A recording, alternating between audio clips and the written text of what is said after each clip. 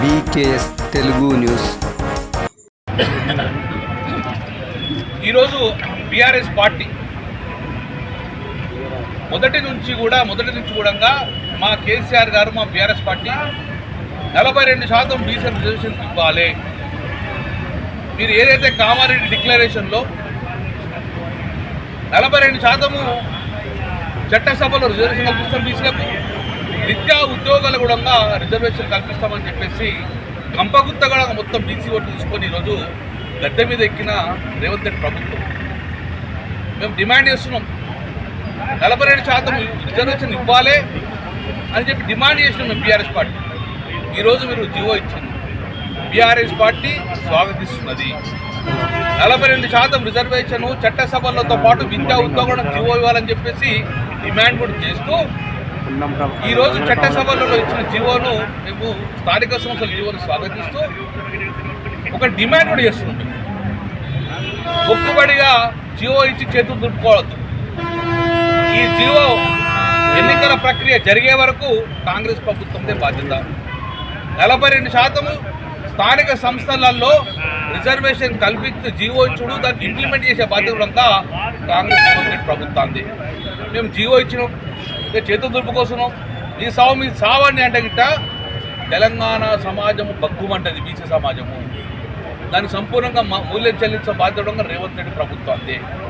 ఇప్పుడు ఇమ్మీడియట్గా జ్యుడిషియల్గా స్టార్ట్ చేయండి. మీరు ఎవరైనా కోర్టుకు పోవద్దని చెప్పి నేను చేతులెత్తి దండం పెడుతున్నా. ఏ అగ్రవర్ణాలు కానీ ఏ వర్గాలు కూడా మాకు అందిన కాడ బుక్కని మీరు తీసుకోకండి, ఎవరు కోర్టుకు పోకండి. ఒకవేళ కోర్టుకు పోయినడంగా రేవంత్ రెడ్డి ప్రభుత్వము దాని మీద చర్య తీసుకొని ఇంప్లీడ్ అయ్యి ఎట్టి పరిస్థితులంగా దీన్ని స్టే రాకుండా చూసుకున్న బాధ్యత కూడా రేవంత్ రెడ్డి ప్రభుత్వాన్ని.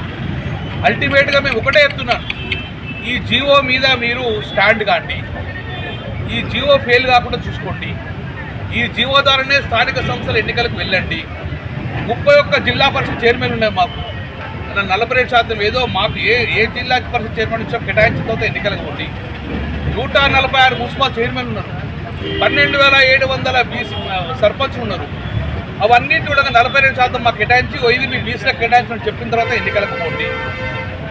మా మున్సిపల్ కార్పొరేషన్లు 16 ఉన్నాయి, అందులో మా వాటా ఎంత?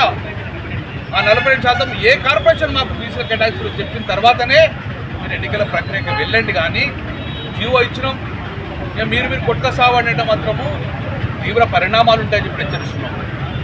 మీరు మాకు అన్యాయం చేస్తూ ఉన్నారు. అన్యాయం చేస్తే మేము సహించాం, కానీ అవమానం చేస్తే మాత్రం సహించము. ఈరోజు మాకు బీసీ జీవో ఇచ్చి మళ్ళా వాపసు తీసుకున్న పరిస్థితి, కోర్టు పరంగా ఏదో చిక్కులు అని చెప్పేసి మీరు మళ్ళీ యథావిధంగా పాత్రలకు పోతే మాత్రము ఒక అవమానించగా భావిస్తాము. ఒకవేళ అలాంటి అవమానిస్తే గిట్ట తీవ్ర పరిణామాలు ఉంటాయని చెప్పేసి ఆంధ్ర ప్రభుత్వాన్ని హెచ్చరిస్తున్నాం.